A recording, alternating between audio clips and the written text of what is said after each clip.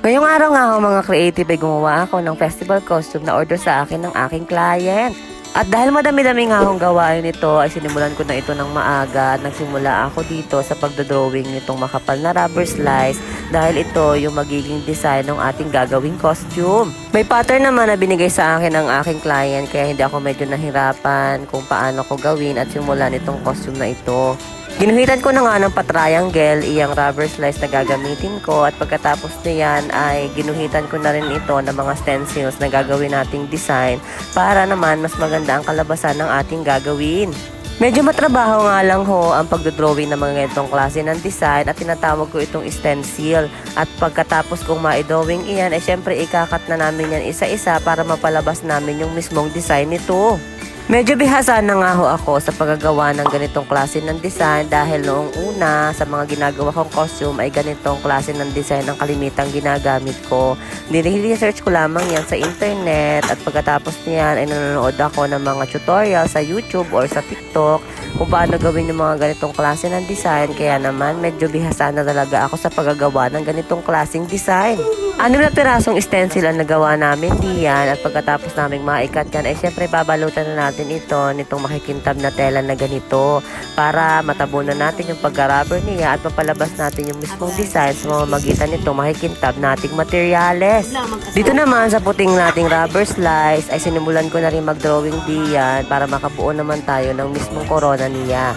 At dahil festival costume nga itong ating gagawin ay kailangan talaga meron tayong gagawing bonggang corona dito. At para nga maganda ang kalabasan nito ay kinatsaga ko talagang i-drawing ng maayos itong ating magiging design ng corona para kapag kinat out na natin iyan, pagkatapos nating ma-drawing iyan ay maganda ang kalabasan at maganda ang design ng ating magagawa. Pagkatapos ko nga ma-drawing diyan yung magiging design natin ay ginupit ko na rin ito para naman ma-cut out na natin yung mismo mga design na hindi na natin kailangan. Siyempre, kailangan natin palabasin diyan yung mismong design na drawing natin at kailangan natin matanggal yung mga parts na hindi na natin kailangan dito. At nakagawa na nga rin ako diyan ng panibagong design at pagkatapos natin ma-cut out lahat para sabay-sabay na natin yung ma-sprayan ng bonggang-bongga. At sa pag-spray naman natin, syempre kailangan natin gumamit ng face mask para hindi natin masinghot yung pinakang chemicals na lumalabas dito sa pinakang spray paint natin. Syempre delikado yan sa kalusugan kaya naman syempre kailangan natin mag-ingat. Hindi rin talaga biro yung ganitong klase ng trabaho kaya naman syempre kailangan natin ng sipag at tiyaga para mabuo natin ng maayos at maganda yung mga ganyang klase ng costume.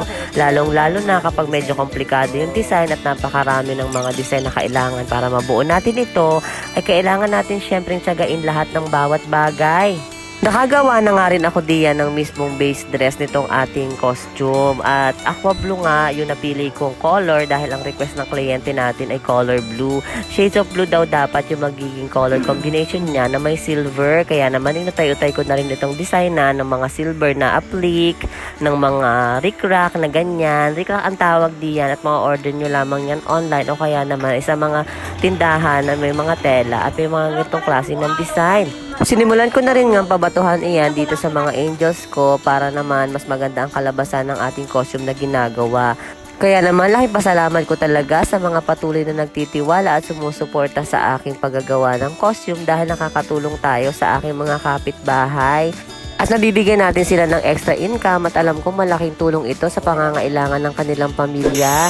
At pagkatapos nating maeksinahan yung ating costume ay nagpa-welding na rin ako nung pinakang base ng ating magiging backdress. At pagkatapos namin ma-welding iyan, ay syempre de-design na natin ito ayon talaga doon sa pinakang design na binigay sa atin ng ating kliyente. Kaya naman mga creative, para makabuo tayo ng napakagad ng costume, ay syempre kailangan talaga nating pagtuunan niya ng pansin at pag-isipan na maayos yung mga designs na ilalagay natin. Para naman kapag natapos na natin, ay syempre masasatisfied tayo at masasabi natin na maganda ang ating nagawa. Tulong-tulong na nga ako kami sa paggagawa niyan para mas mabilis itong matapos dahil nga medyo malaki itong backtest na ito kaya kailangan madami kaming nagdidikit at gumagawa diyan. Syempre yung mga stencils na pinagawa ko diyan ay binabatuhan ko na muna bago ako idikit dito sa pinakang costume na ating ginawa. Medyo malaking backrest nga ito na paggawa ko dito, kaya naman medyo madami-daming stencils din na may mga stones ang aking ilalagay diyan para naman ma-occupy natin yung mga spaces na kailangan nating malagyan ng design.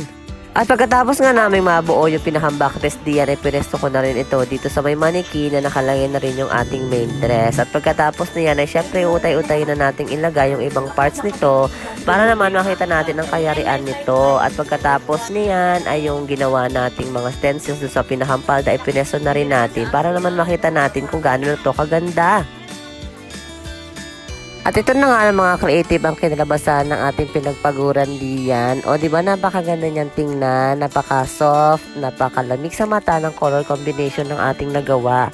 Kahit komplikado yung mga design niyan, syempre kailangan nating tiyagain para ma-achieve natin yung ganitong klase ng design sa costume.